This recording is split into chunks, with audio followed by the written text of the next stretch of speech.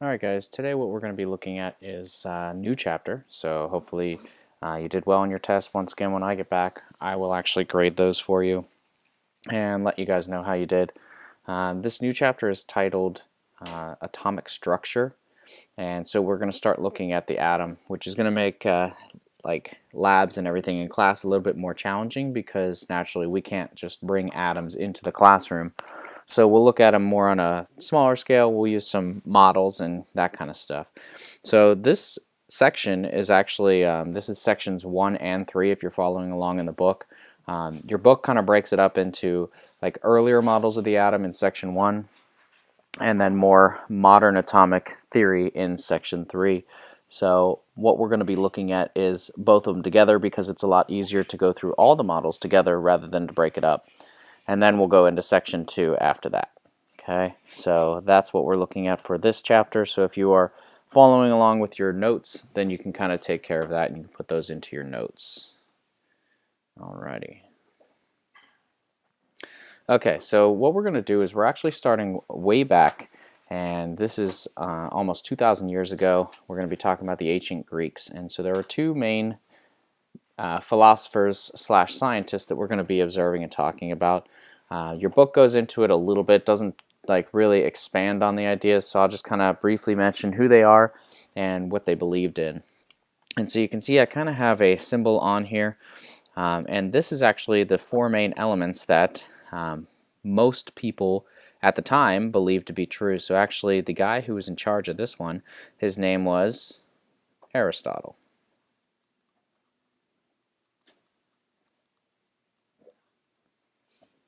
Okay. I think I actually wrote that in black. Here, let me change the color for you.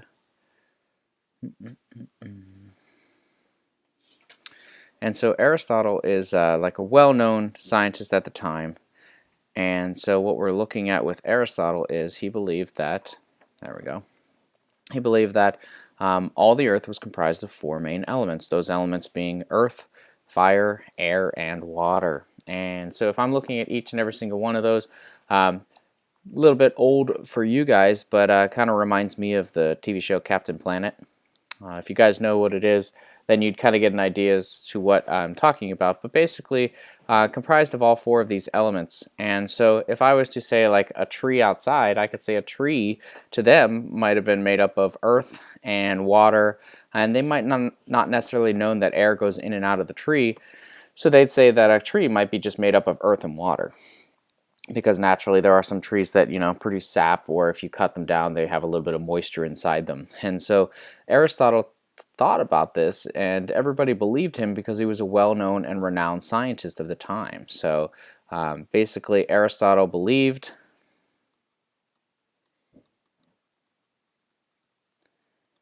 that matter, or atoms in general, he didn't know about atoms at the time, believed that matter could be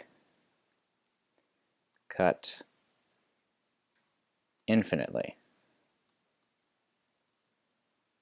And so by being cut infinitely, what he was describing it as is he said that if you had, say, a piece of aluminum foil, then you could take that aluminum foil and you could cut it in half, and then you could cut it in half again, and then you could cut it in half again. You could keep on going, and there would be no limit to how small that piece could be. So you could keep going and going and going and going. Now naturally, we believe this to be false. We actually know that matter is only broken down into a certain form, and most of you know that, once again, that term would be an atom. And so that's what we're kind of looking at with the ancient Greeks. But everybody believed Aristotle for over 2,000 years. So they're like believing the wrong stuff. And that's the thing about science, is that there might be a strong belief in terms of science ideas and concepts, but, you know, not everybody's going to believe it to be true, or if it is believed to be true, it might actually be proven to be false later, which is why we have the difference between theories and laws. All right, so that's Aristotle. The other guy that we're going to talk about is Democritus. And it's spelled D-E-M-O-C-R-I-T-U-S. Democritus, on the other hand, he coined this term called atomos. And so atomos is, naturally, it's a Greek word, and it means not to be cut. Okay, and so he coined this term and he says, all right, atomos, not to be cut. So he says that matter, so he believes that matter could not be broken infinitely. And that there was this one point that you would get to that it would basically be the smallest part of matter. So check this out. If I'm kind of looking at what he's talking about here, I can see that in atomos there's this word atom. So that's kind of where the term atom came from, was Democritus' idea of saying that, all right, matter is not to be cut. It can't be broken down any further. So this once again happened for over 2,000 years. So over 2,000 years, this guy was believed to be correct. And they basically discounted Democritus' idea because Aristotle was more well-renowned at the time.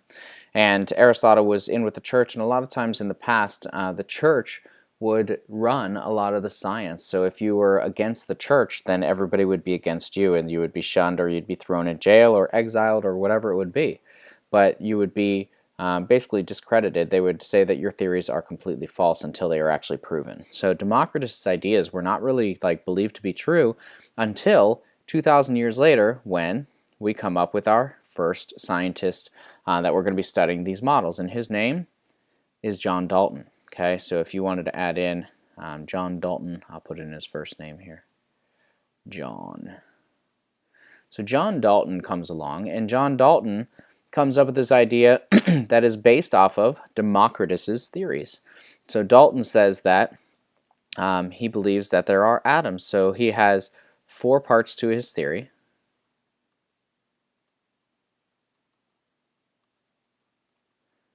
And so this is kind of where you, on your paper that you would have got for your notes, you're going to be able to start filling in different things. So on that paper, I want to know what the scientist's name is. I want to know what their main discovery is, which I will make sure I go through on each of these slides, what their experiment would be, and what did I forget? So what their scientist's name is, what their experiment is, what their main discovery is, and blanking. I'll have to look back at that again. But basically what we're looking at is 4 parts to John Dalton's theory. These are basically going to be really important to write down. This is not necessarily his experiment, but this is important to add in. So if you needed to write it somewhere else because you're probably limited on space on that paper, that would be fine. Actually, the back might be open if you wanted to do that. All right, first part of his theory, basically he's taken this from Democritus. He says all matter is composed of atoms. And so he uses this term atoms. And so actually that is his main discovery. So John Dalton discovers atoms, if you wanted to add that in. Second part of his theory is that all atoms have different masses and therefore sizes. So for example, if I look over here at these spheres, these are actually a replica of what John Dalton's model looked like. So you can see these are just tiny indestructible spheres. Oh, that's the other one, the model name. So as you're looking at these, I would say that these are tiny indestructible spheres. You can see that right in here there are some holes, and these holes would be where he could kind of put in pegs, and then he could connect them together. So for those of you who have had chemistry, or probably have seen it before, they have these little connector sets, and the oxygen molecules or oxygen atoms would be blue and carbon might be red, or hydrogen might be red, and then you can kind of connect them together and you can make a 3D model of what that different shapes would be in terms of creating, say, molecules or compounds. Okay, so we'll get back to the model in just a second. Number 3, so basically all matter is composed of atoms. You can kind of see that we're kind of building up to this. All atoms have different masses, or in other words, different sizes. We can say that atoms combine to form molecules, or you could also say compounds. Most of the time you'll see compounds as the word used. Okay. And number 4 then, they combine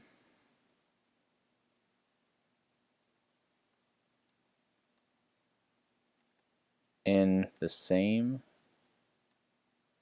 ratio. And that's what gets into his actual experiment. And this is why he came up with this theory. So his experiment, what he did is he took magnesium. And when I get to class, remind me, and I'll show you kind of an example of this.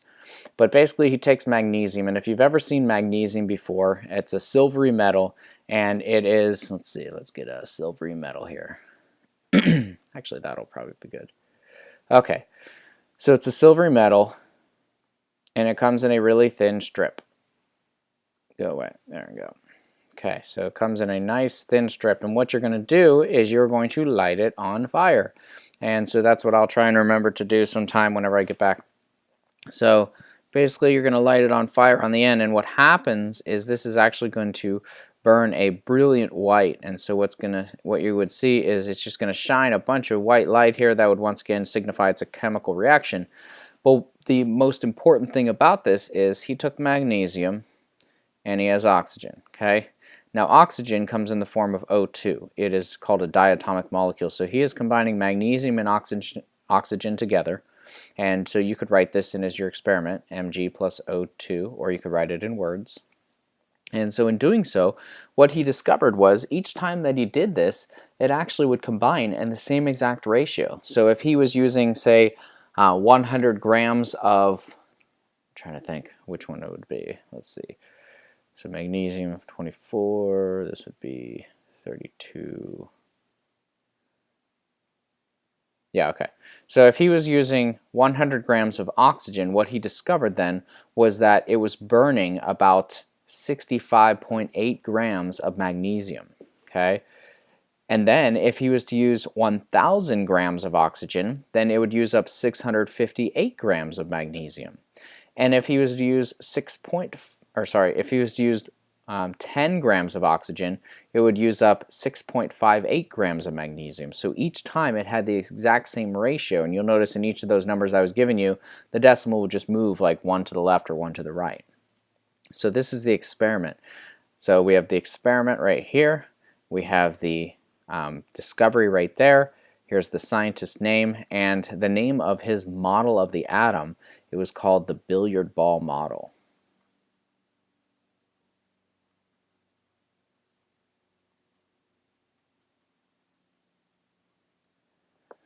And naturally, if you've ever played pool or billiards, then you know that a billiard ball is just a nice, not unique, a nice rounded sphere. It's solid, it's uniform, that's the word I was looking for, not unique.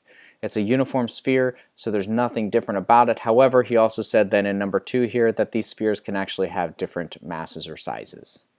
Alright, so that's John Dalton. He basically lays this out and says that as we're looking at these, we can say that the atom is a tiny indestructible sphere. Does he know anything about the inside of it?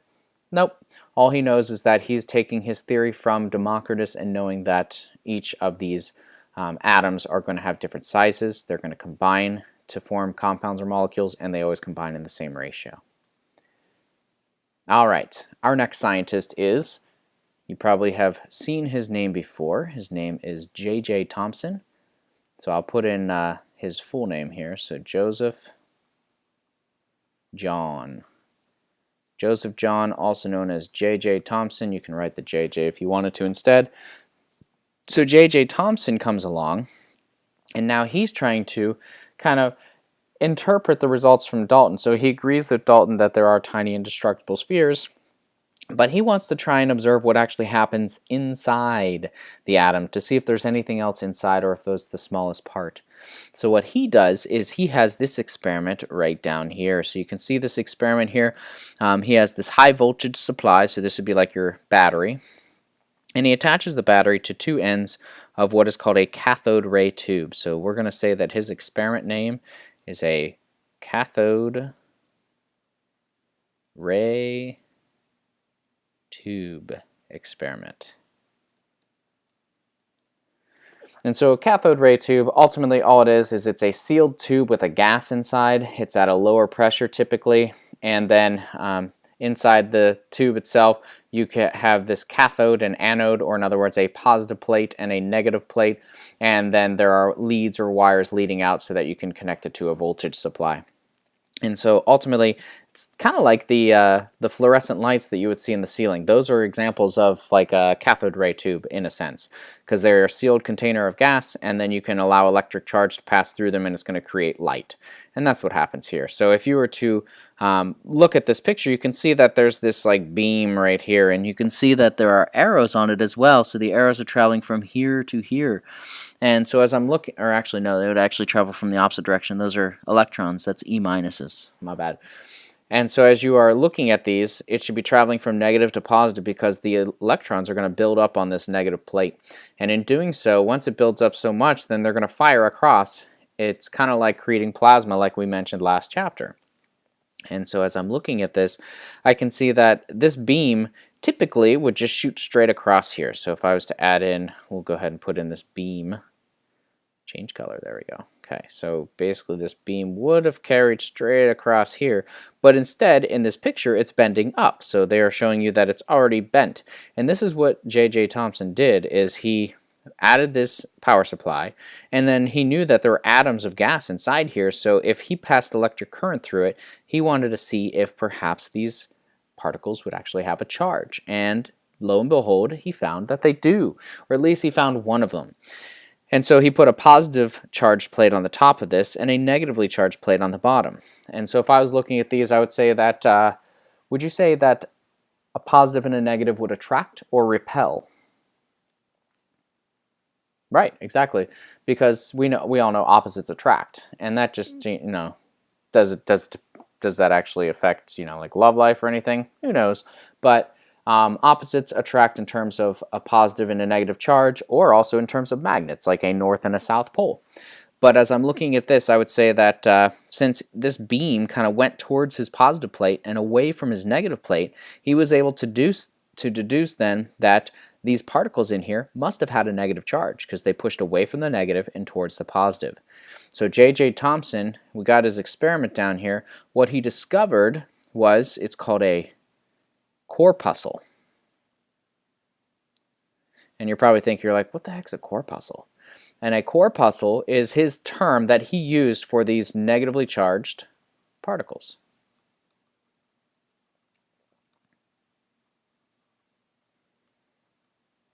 So naturally, you don't have to use that word whenever you're describing this.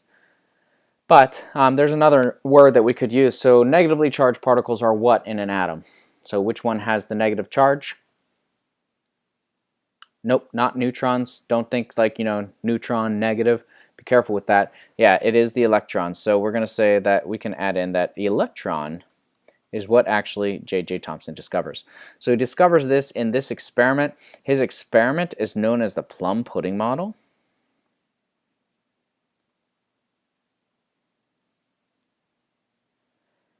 And there's a reason for it. So if you look at this picture, this is an example or an image of like what the plum pudding model would look like. And so I can see that I have electrons in here. I have this big positive sign. And so what it's telling us is all this area in between here, all this green that I'm filling in here, this is all considered for him to be positive stuff, like positive goop. And then what he says then is, because it has these negative charges, then he knows that they have to be in there, but he doesn't know exactly where they are. So if you looked at it, it kind of looks like a chocolate chip cookie or something. You can kind of think of it like that too. But in England, where he was, they ate a lot of plum pudding, so therefore he called it the plum pudding model because it looked like a bowl of plum pudding. And so each of the plums then in this would be considered an electron. Okay, so you have the electrons and you have a soup of positive charges. So J.J. Thomson, plum pudding model, discovered corpuscles, also known as an electron for you guys, and his experiment was the cathode ray tube experiment. All right. on to our next scientist. Oh, nope. How did that get in there? So this isn't our next scientist, but it might be, we'll say maybe, I don't know, 18, 20 years down the road. So this is Reed William. Figured I would let you guys know what he looked like before I got back. And so, yeah, we'll see if he becomes a scientist or maybe a musician or maybe a writer, maybe a dancer, maybe, theatrical. Maybe he'll be in the health sciences like my wife. So we'll see. So that's Reed William. If you wanted to pause, you can. Otherwise, I have it up on the website. You guys can look at it all you want. And that way I won't receive tons of emails saying, can I see the baby? Okay. All right, onward. So after Dalton and Thompson, we get to this guy. His last name is Rutherford, and his name is Ernest. Ernest Rutherford. So let's see, Ernest. And so Ernest Rutherford is a scientist who actually what he was doing is he was trying to confirm J.J. Thomson's experiment, and he was just trying to, use a little bit more insight to go along with the idea that, oh yeah, we got all this positive goop and we have some negatively charged particles throughout. And so what he did is this experiment up here. Some of you have probably heard of it before. This is called the gold foil experiment. Oh. Let me go ahead and erase that. Where's my eraser? Oh, they changed what it looks like, huh? There we go. Okay. So this is the gold foil experiment.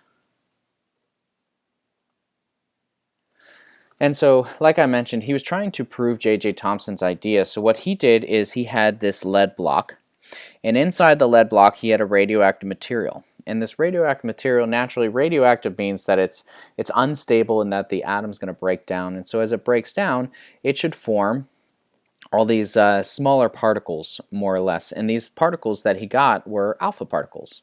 So this is going to be important to know as well what these alpha particles are. I will ask it, and it will be on your test. Okay. So alpha particles are combined with, it has basically 2 protons, and it has 2 neutrons. And so if I have 2 protons and 2 neutrons, then if I looked on the periodic table, for those who are familiar with it, we'll get a little more familiar with it as well.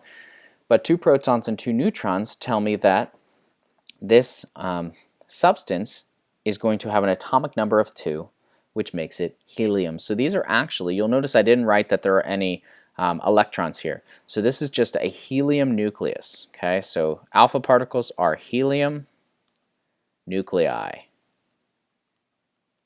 So that you got the plural form. Helium nuclei are alpha particles. So what he does is these alpha particles, the reason he puts this lead block shield here is so that you can see there's one tiny hole so that all the beams of particles are just going to shoot out of one direction here. All the others are going to be absorbed by the lead, so therefore the scientists are safe from that. So the particles are going to be firing out, and then they're going to be fired in a direction to hit a very, very thin sheet of gold foil. So this is, depending on your sources, some say it's like a couple hundred atoms thick. So it's pretty thin foil. So it'd be like if you were to get a sheet of aluminum foil, you'd actually have to make it thinner than a sheet of aluminum foil. That's what you got for this gold foil. It's really, really thin. And so what happens is, as he's firing these particles, if it was following J.J. Thomson's theory, then all of them should have hit right here. So all of them should have passed just basically straight through, because he's saying the material in that atom is completely uniform, so it should just pass all the way through. However, it didn't, and that's what threw him off. He's like, well, since it did, and I see that I got some that are firing back this way, some that fired over this way, some that fired this way. You would have some that shot almost nearly straight back. And in having each and every single one of these alpha particles firing back, he realized that they must be either A, hitting something really dense, like a wall, or B, since alpha particles are just 2 protons and a neutron, this is a positive 2 charge because neutrons have no charge. So these are positively charged particles. So he's saying if I'm firing in positively charged particles, maybe it's coming in contact with something else that's also positive, and then it's repelling away.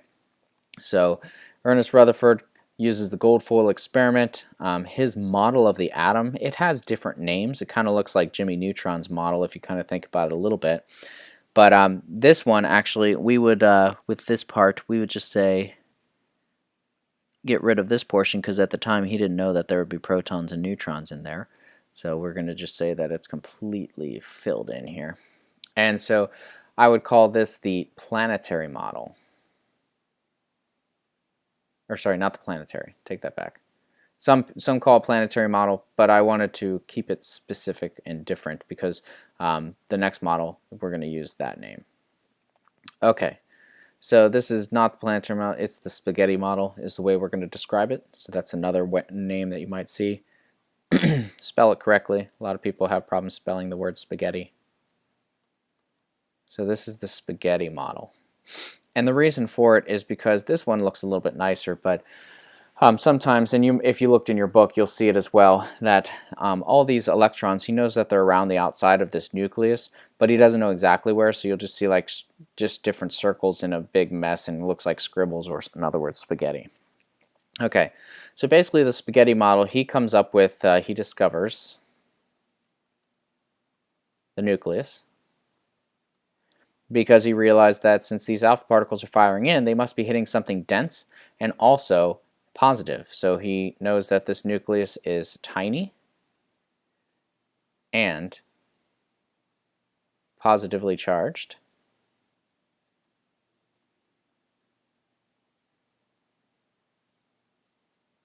And dense, meaning that all the particles are tightly packed together. And we talked about this in one of the classes the other day, that like if you were to look at a black hole can basically crush everything because your body, all these atoms are really, really tiny. The amount of mass that's in it is all basically concentrated. About 99% of it's concentrated in the nucleus, which means that the rest of the atom is completely empty space. And so that's why a black hole could crush a lot of matter and shrink it down into a small, dense size because of the fact that it's a lot of empty space. So an analogy to kind of give you an idea, if you had like a football stadium, and I'm not talking about, just like a high school stadium or something, but you got,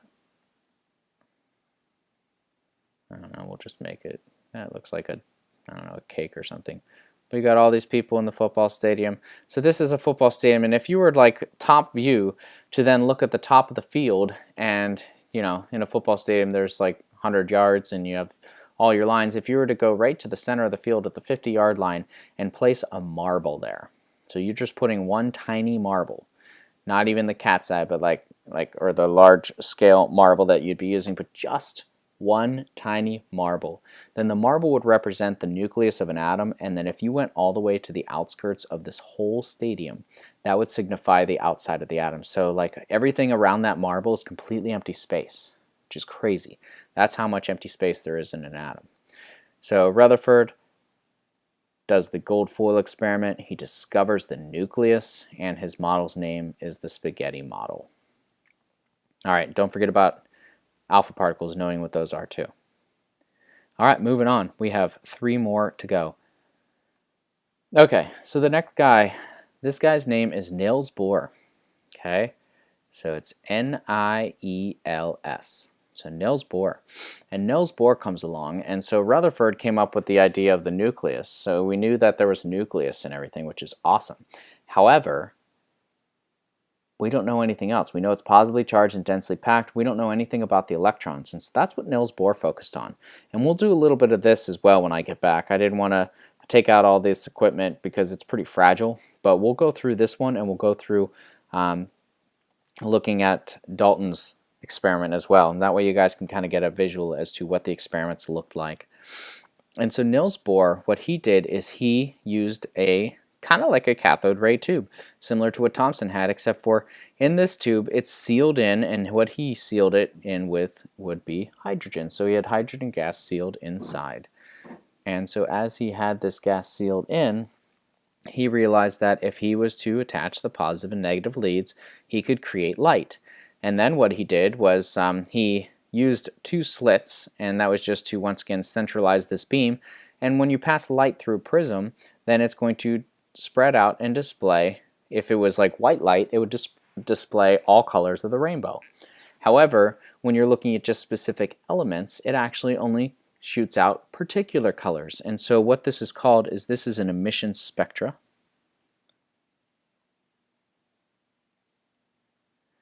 I spelled that wrong.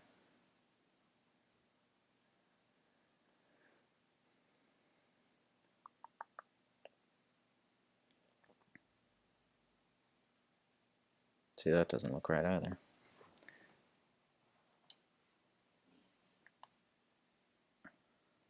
So that's an emission spectrum. And so an emission spectrum, basically what it says is that as the light passes through, then what you see, oh, I was right, okay. So emission spectrum, what you see is only defined wavelengths of light. And so he looked at hydrogen, and every time he did it, he got these exact same colors. He got one violet line, one blue-violet line, one blue-green line, and one red line. And it was always the same. So everything in between here was completely dark. There were no light patterns from anywhere in there. So what he realized was each time light is a form or a measurement of an exact amount of energy. So he's like, all right, so coming out of this hydrogen, I'm only getting specific energies. And so Niels Bohr uses this. We're going to say that his experiment is he observed spectral tubes, and specifically that of hydrogen. And so he observes spectral tubes, and in these spectral tubes he realizes that, and this is his discovery, he realizes that electrons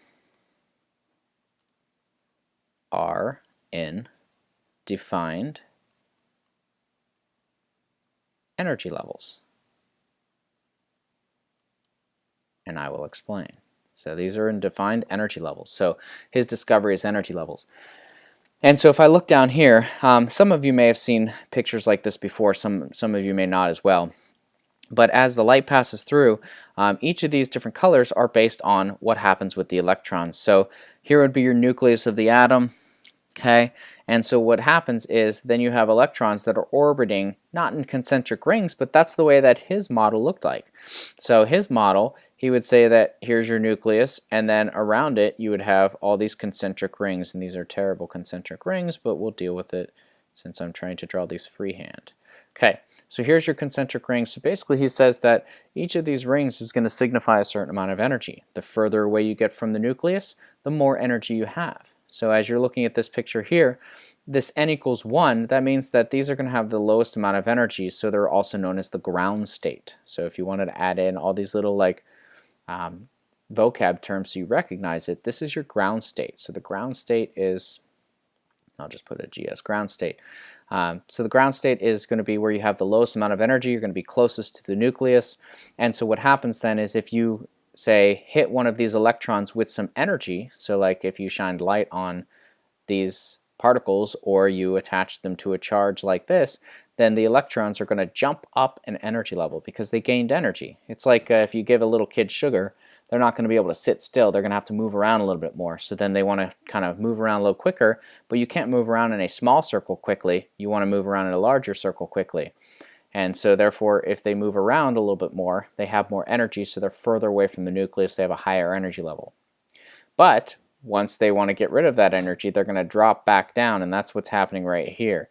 So as soon as that electron drops from here to here, it's going to emit a photon of light. So it says a photon is emitted with energy equal to, well, you don't have to worry about that one, HF.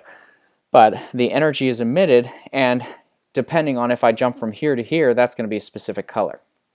And then if I jump from, say, the top all the way down to the bottom, that's a different color. And if I jump from here down to here, that's a different color. So depending where you're actually jumping from is always going to create a specific color light.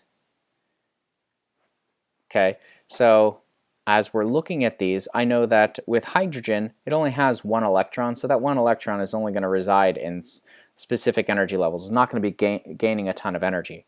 So it can only create these different number of wavelengths. Now naturally, if it had more electrons and we had more energy levels, then what would happen is we would be able to visually see that the wavelengths in this spectral tube or in this emission spectra here is actually going to be much larger.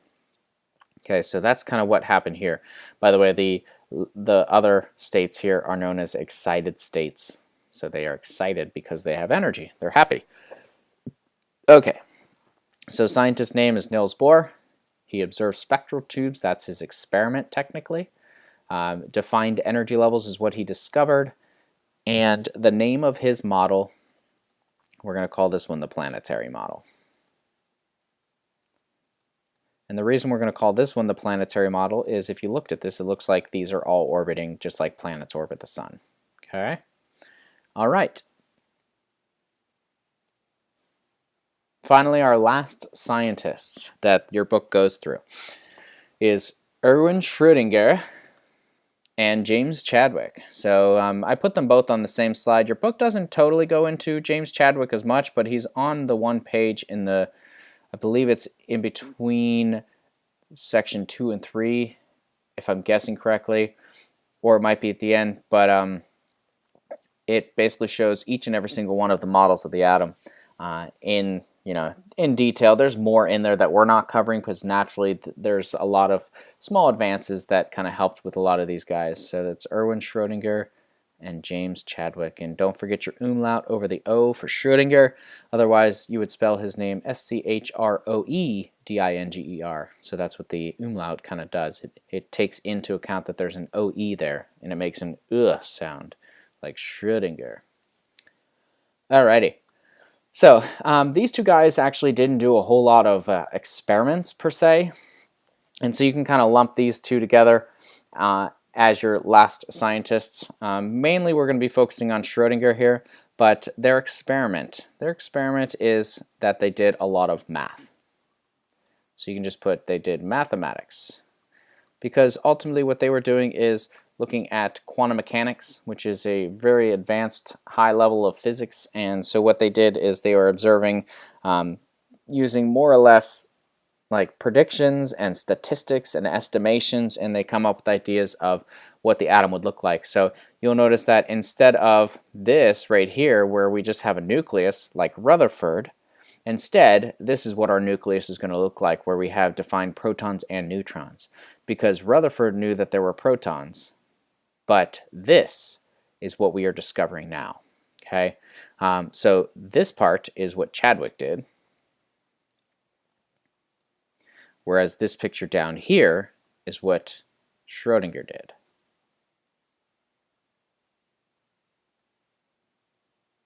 Okay, and so they both experimented with mathematics. What happens is then Chadwick actually looked at the fact that the atomic mass of an atom didn't actually match up to the number of protons that were there, so there had to be other particles in there, which ended up being neutrons. The reason why we could define neutrons last, neutrons, I don't even know why it has a negative there. Okay, so neutrons themselves are chargeless, or they have no charge. And so if I looked at a neutron, it's going to be really hard to find in an atom because there is no charge. And the only way you could define it then is perhaps by its mass. Whereas protons are easier to find because they have that positive charge. All right, so they both experiment. The name of this model is going to be the electron cloud model.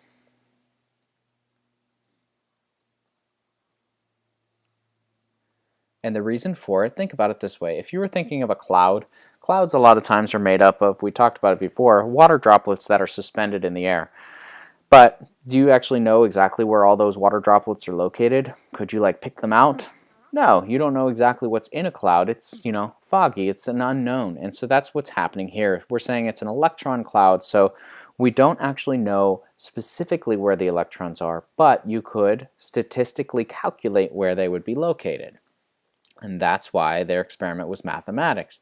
So as I'm looking at this picture, I can see that we have this thing that says electron clouds. I'm actually not going to call each of these an electron cloud, but all of them would be electron clouds. Instead, what I'm going to call this is orbitals. So Erwin Schrödinger discovers orbitals, whereas James Chadwick discovers neutrons. Oops. Okay, so these are the two discoveries. So Schrödinger and Chadwick, orbitals, neutrons, and so this kind of defines our modern atomic theory that we have now. They're doing naturally smaller advancements. Actually, protons, neutrons, and electrons can be broken down to even smaller particles called quarks. And so that's what we'll be looking at on the very last slide, just to kind of give you some fun that you won't have to know for your test as much. All right, so The experiment, once again, mathematics, the name, electron cloud model, Erwin Schrödinger and Chadwick are the scientists, and orbitals are discovered, and also neutrons. The way I define orbitals or describe orbitals for you guys is, think about it this way, that if you had, say, so let's say you're going home, and as you guys are at home, you're specifically going to be in particular rooms in the house. So some of you might spend a lot of time in your bedroom, some might spend a lot of time in the kitchen, especially if you like to cook or just like to eat. Some of you might spend a lot of time in the family room or a living room watching TV. Some might spend time in like a den or an office, like playing computer games or working on the computer, doing homework, that kind of stuff. But at specific times of the day, you have certain percentages that you might be in those defined rooms. And so that's kind of what the orbitals are like. These are,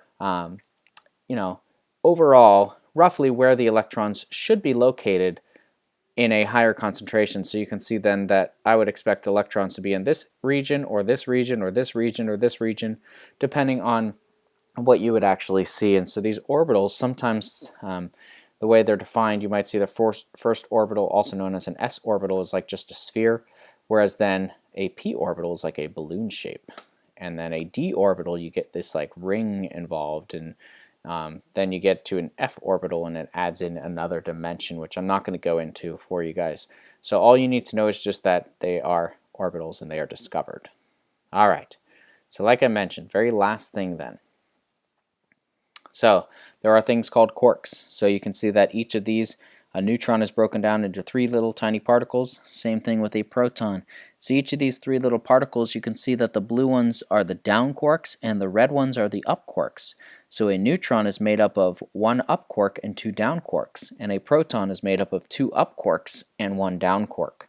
What a quark is it's just a tiny particle of matter. Depending, it has different kinds of spin, which can create a different charge or a different manner in which it acts. And so you have up quarks, you have down quarks, you have top quarks, you have bottom quarks,